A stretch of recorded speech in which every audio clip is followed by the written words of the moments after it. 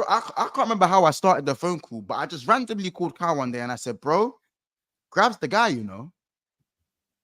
My eldest said, "Why is Uncle upset with you?" That's what he said when you come off the phone. Why is Uncle upset with you? You shouted at me, bro. I felt like I was getting told off. I can't remember. Wait, what was the first thing I said? I don't remember the first thing I said. I know what I was about to say now. It was about Gravenberch, obviously. No, so I answered and you started shouting straight away, and I was like, "Oh, Monts, I got the kids," and you were like, "Well, I'm still gonna say what I'm gonna say, but I just won't swear." That's like cool. And then you were like, "Don't talk to me about Gravenberch again." And it's not Gravenberch to you, it's Gravy Boat to you. And I was like, "All right, cool." No, I was like, I rate him. He's like, "I told you can do everything." I don't even. No, I'm not gonna say the other bit. You just said I told you could do everything I said you could. Watch him this season. I wrote, and then you ended it. Was this before the season started? Yeah, this was from pre-season. Because I remember, bro, I was on the way to London and I was walking to the station in Birmingham. No, you're thinking about another time. You're thinking about the Fulham game when he scored when we beat them 3-1 last season as well. Yeah. So that's it. Listen, that just means there's multiple case studies of me telling Cal on the phone, Gravy Boat is the guy. Cal didn't believe in Gravy Boat. He's better than these man. Wow, Matt. You didn't believe in him. You didn't believe in him. Be real, you didn't. You thought he was good, but I don't think you realized how good he was. Whoa. Matt, I didn't even tell you what Cal said to me the first time I said it. Oh, after he backed against Fulham, man was like, Monts, calm down. He's not all that. Like, don't lie. Don't do that. Oh my days. So Cal, you didn't pop the balloon. You are sick in the head, man. No, you're sick in the head for not believing, fam. You didn't believe. You didn't believe, bro. You didn't believe. Cal. When I first called you that day, and I told you this man is better than Szoboszlai, and he is a cold baller, you said, Monts, I don't know, man. I said I don't know if he's better than Szoboszlai. I don't know if he is. No. But when I just said he was cold in general, you was like, yeah, Monts, I don't know where you're getting this. I don't know where you're getting it. You said, Monts, you said, where's this coming from? You said, where's it coming from? Because it was random, bro. You randomly called my phone and started shouting. It doesn't come from anywhere. I just felt, bro, it doesn't need to come from anywhere. It doesn't need an origin. Why does everything need an origin? Why does everything need a reason? Why can't I just feel that this guy's a baller? I just said I need to see more. I said I need to see more. I'm seeing more now. No. You needed to sense more. This is because if this was Forex, you're not eating like me and Matt. Let me get this straight. I think you doubted him. I've come over here with Matt and Drift to get rushed. Is that what happened? Listen, Cal, you're veering away from the point. Yeah. When I always rated Gravenberch. Let me try and fix my camera one sec because my camera's. Oh, you got. No. Look, you can see. Oh no, it's back. Actually, look, I was moving mad slow. I don't know if you saw. Did you just say you've always rated Gravenberch? I've always rated him. I have, but I said, Matt, what did I say last season about Don't. Oh, my camera. Look, I came off that phone. Bro, I came off that phone disappointed. I came off that phone call disappointed because you didn't. This is why black businesses don't thrive, you know, because we always. Fuck this. No, Cal, are you gonna sit there and tell me right now that when I spoke to you about Grav, you was with it. You was with it. You was like, yeah, Monts, Monts, I'm with it. Yeah, Monts, he's a baller. He was like, nah, I need to see more. I don't know where this is coming from. Like, you know, we need to get a 6. Where's he gonna play? Like, you got too many 8s and all of that. Everything I said was absolutely spot on until the start of the season. And you said, like, he's not a 10. Like, we've got a lot of 8s. He's certainly not a 6. So where's he gonna go? You know what? I got to debunk this now. Where did he have the best receiver? I said he's the best receiver at Liverpool. Did you say? Let me land. I said he's the best receiver at Liverpool. I said he's one of the, and I said he's mad technical.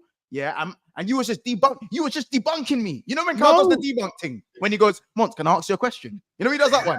When he goes, Monts, can I ask you a question? Yeah. And he starts debunking me. He's debunking me, blood. Carl, do you know what you did? He's got the best half turn at Liverpool. And I said, Monts, you're absolutely spot on with that. But I said, I don't know if he's the best technical midfielder we have. I don't, because it's McAllister, in my opinion. Carl, when we signed Ryan Gravenberch, did you say we shouldn't have signed him? We should have got someone more defensive minded. Yes or no? I said we needed someone a bit more combative. Yeah, I did. Because we did at the time. Hold on, are we doing this revisionism? all We're not right. actually putting context in it. No, bro. I just asked you a simple question. You just give it a simple answer. Bro. Fight back. You know what I'm saying? So you didn't believe, bro. You didn't believe. You lot move like the brothers from the Slime Gang. I'm Young Thug right now, and you like the other brothers. I said that. Man said that. Listen, Cal. Boy to boy. This is a Rico case. Listen, boy, Cal. We'll never get to really. Him, we'll never get to really like expose the content of that phone call. But you know, and I know how that phone call really went. And I come off that phone call deflated. Can I ask you a question? Going into the summer month, did you want a DM? Yes, I wanted a DM. Matt, did you want a DM? Yeah, of course. So what did I say was wrong or incorrect about me saying? You said we got too many of the same player, right? Which we did. And I said that may be the case, but Gravenberch is cold. What did I say he was the other day, Matt? Wait. I said at Ajax, he was seen as a wonder kid. Yeah, I remember. What surprised me when you said that was I compared him with Bellingham a year ago. I would say you compared him, but we were speaking about alternatives who we could bring for them. And he was one of the names that was brought up. My exact words were when he was at Ajax, he was raved about how Bellingham was being raved about. He had a bad year. That is true. That's true. All right. That's true. But he still wasn't overjoyed with the signing. You have to be real with it. Because I was more frustrated. Be real, bro. You wasn't overjoyed with the signing. You wasn't. I'll be honest. When I sat there and said to you, he's better than Szoboszlai, what did you say to me? I said I think he does some things better than Szoboszlai, but I don't think he's over. I said no, but he is better. Like he is better. Do you agree with that, Matt? Szoboszlai's an athlete over him, and that's it. There's different aspects of their game because obviously you could sit there. No, he's just better. No, he's just better. No, they're different players though. Szoboszlai runs more. They're different players. Strikes a ball cleaner. Plus, I'll say this as well. Yeah, of course. But I'll say this, yeah. If you put Grav in a 10, I don't think he'll have the same impact as Szoboszlai. But I also feel like Szoboszlai can't play. But what I'm gonna say is I don't think Szoboszlai can even do what Grav can do in the 6. They're two different players, though. They're two different players. If you're talking about who's more gifted, like who's more technically gifted, then it's Gravenberch, who's more gifted. They both have parts of the game where they both excel in it. We can't just sit here and just start saying things like. What about walk back into? Who's a comparison with? Who we compare? We're just trying to rush me, but what I've done is I've used it. You're lucky Drift don't rush you as well, because you're Drift. Do you remember when Coward doubts about Gravenberch? Graven hooting. He was on this Graven hooting, G. Like you get Drift. Like, do you remember when Coward doubts about Gravenberch? All right then. Oh, so Drift saw it as well. Remember, there's three people in the WhatsApp group, Cal. There's three of us. Hold on. What have I always said consistently about Gravenberch? To get the best out of Gravenberch, he needs to play next to a 6. Am I not correct? The original question was I'm trying to wrap my memory right now of like what actually happened because I don't want to misquote anyone. You know what I'm saying? No. Hold on. Will we agree that yesterday's performance against Manchester United was Gravenberch's best display in a Liverpool shirt since he's been here, right? I mean, he's put in 3 9s, 9 out of 10s. Yes, definitely out there, Carl. Yes, there was a 10 and a 10 out of 10. Yeah, it's definitely 100%. But that was his best performances in a Liverpool shirt, right? 100. 9 out of 10 for me, but I hear it. Who out of him and McAllister played as the deeper player yesterday? It's a bit of both. I think they were swapping. They were kind of I know you think it was McAllister, but I think they were swapping. McAllister was more reserved than Gravenberch yesterday. I think they were he was, but they were definitely switching. They were alternating, but that's because look at the position where Gravenberch wins the ball for the first goal. Gravenberch is the deepest midfielder for that move. Bro, you know the disallowed goal. And McAllister's on the higher press. What it was that Gravenberch was still used as the deepest midfielder for build-up play, but there were times when you saw Man United being very, very wary about where he was, and so McAllister would have to try and make a movement to try and free up some space. So you are right; they were kind of alternating. However, in our system, we can already see after like 3 games, Gravenberch is normally, and I say normally, the deep lying midfielder who's able to get the phase 1 of our attacks going in it and bridge the gap. Matt, to me, the reason why I said that, and I can see some of you lot in the chat are saying my Szoboszlai agenda. Listen, I just say what I see in it. Yeah. And what I saw is that for me, Gravenberch, even the little time he had last season, you could see on the half turn what this guy is on and how he receives the ball, how he uses his body, how he's able to dribble, how he's able to shift the ball. Yes, for me, when he's playing further forward, I see the lack of kind of he's not able to make his mind up quick enough.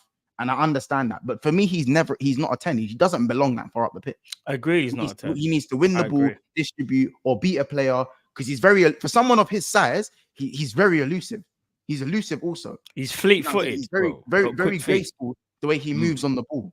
So, of course, like for me, I saw phases of that in the 8 in the Klopp system. But again, in a footballing system, and this is no thing on Szoboszlai. The reason I said he's clear of Szoboszlai because Szoboszlai for me is more of an athlete. He's more of an athlete. He has footballing tendencies that are good. That's true. He's more of an athlete. That is true. His ball striking, his delivery. Do you know what I'm saying? But in terms of receiving the ball, technical ability, dribbling, ball retention, all these things, for me, Gravenberch is more of a midfielder. If anything, like you guys said, Szoboszlai is more of probably an attacker. If anything. Can you allow me to share something quickly, please, on the screen? To be fair, we should be fighting over which player is better, man. Like this is no, I'm not even fighting. But I'm just saying, I've just because we're celebrating Gravy Boat right now. And we're gonna give Szoboszlai flowers for me because for me he has been better. But I'm just saying, are you still not feeling Szoboszlai even after the good start of the season? He can't stand it. What are we do? Hey, let you can't answer the question first. He hates it. Ask me the question. Okay, you know that video we've got where the man walks up to the brother at the till and rips the shirt off his back? That's what he do to Szoboszlai if you saw him. Do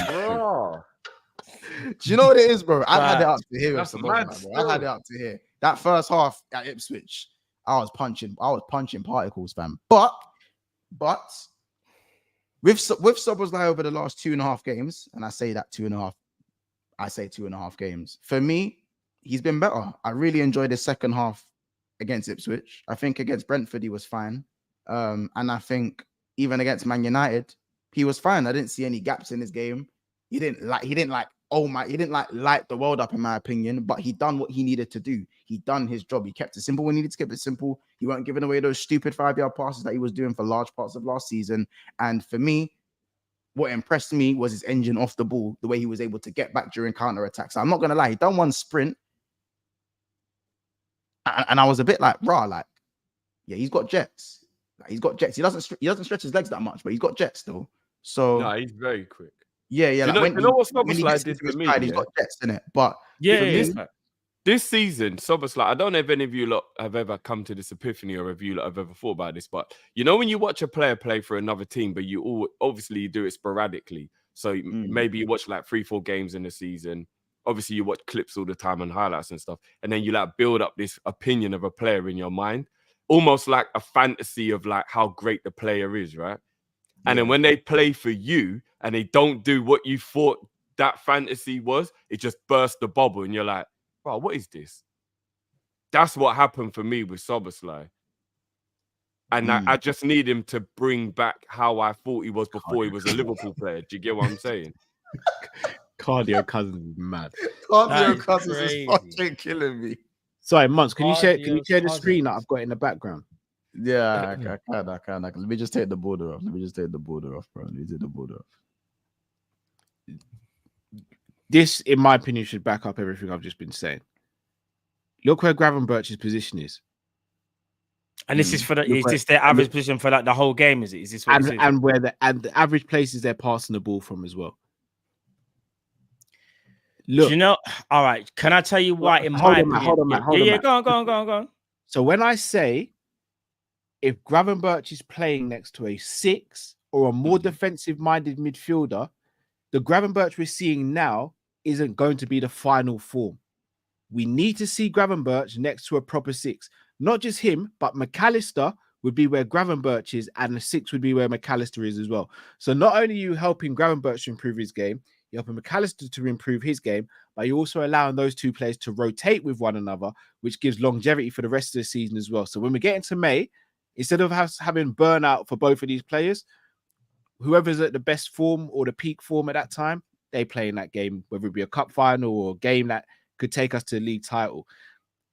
Gravenberch had his best game for Liverpool yesterday. Why? Because look where his average position is. Closer to the number 8 than it is to the number 10.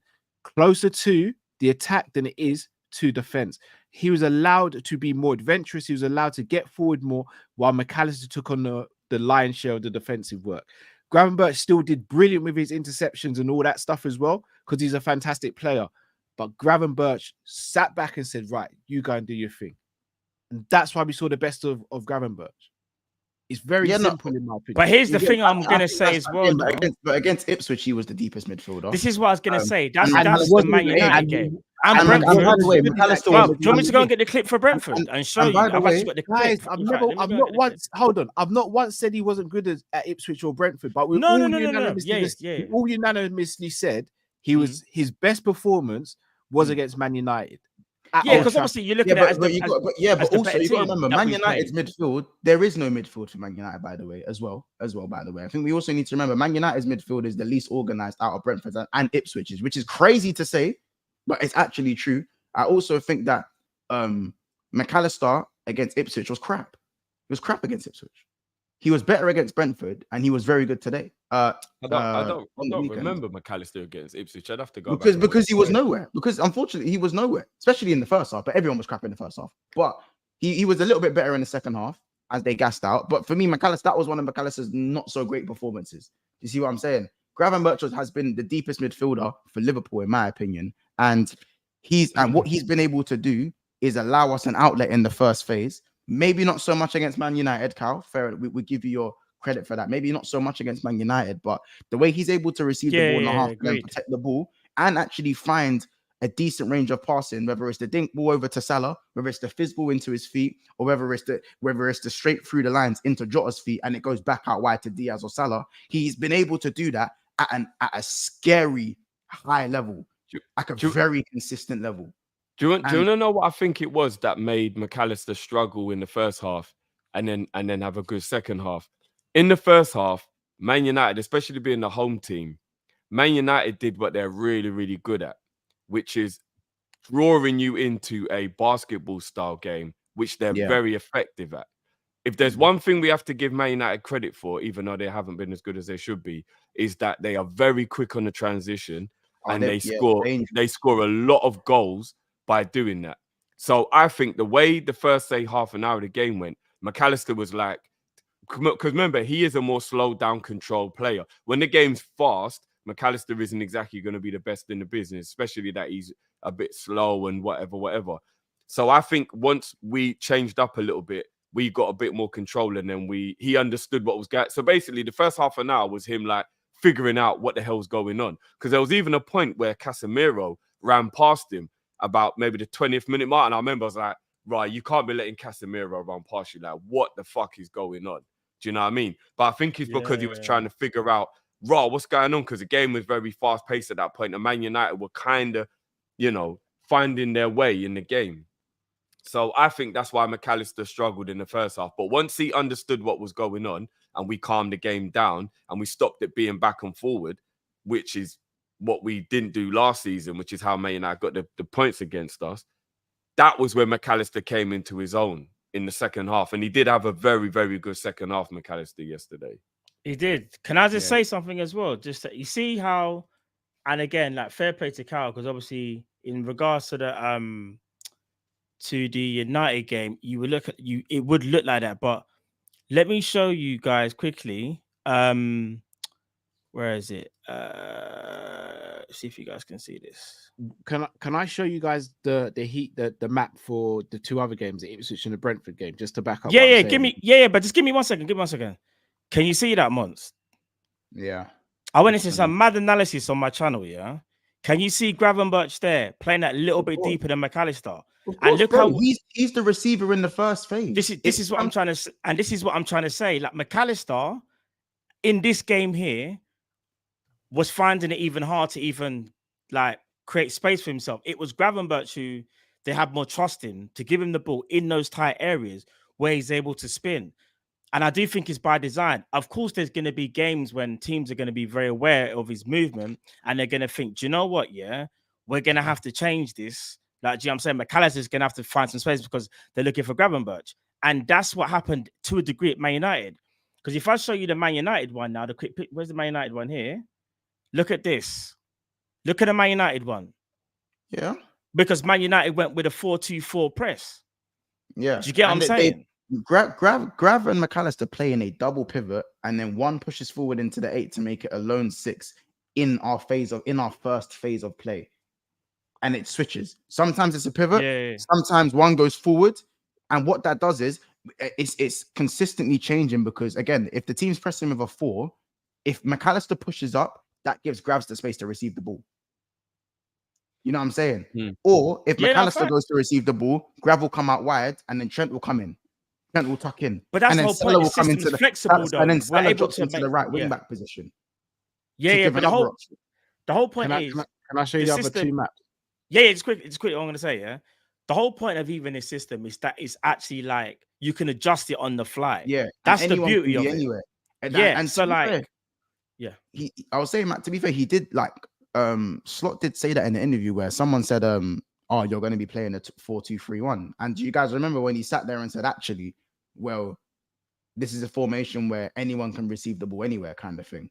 That's the point he made. And there were times, I mean, look at Szoboszlai. Szoboszlai played a lot from the left of the attack. He did. That's what I'm saying. Because that's what I'm saying. The whole point is the whole overload system, which I said, yeah. Like obviously you can't see Robbo on the screen, yeah. But imagine Robbo's obviously to the left where you can you can't see him, but he's there, yeah. And Man United have got 6 players there, 6. But what we've done with the overload is we've just made sure we've got more numbers there. We've got more options, because if you count Robbo, that now makes it a 7. You got a 3 and a 4. We kept on doing that all throughout the pitch, just creating that overload every single time, which found it difficult, because just like how Slot kind of dissected the whole thing in his talk when he spoke about it, he was like, I don't think they're going to do the man-to-man thing like what Atalanta done last season. Do you get what I'm saying? This is what I love about what we're doing now. We're actually able to like change things on the fly and not just have one way of playing. Casemiro